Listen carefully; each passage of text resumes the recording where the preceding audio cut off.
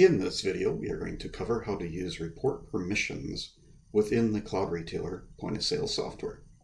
So we are logged into the back office manager part of Cloud Retailer, and the first thing we need to do is go to the report that we want to set the permissions on.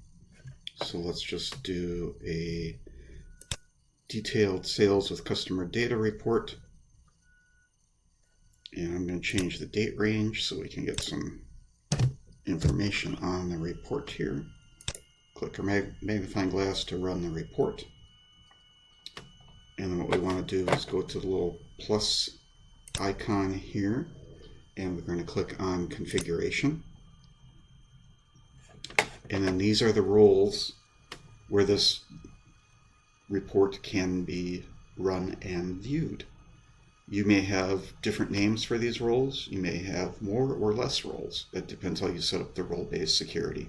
But basically, these are the boxes you check. If it's checked, this report is available. When you've made your changes, click Save. And that is all there is to it. Thanks for watching.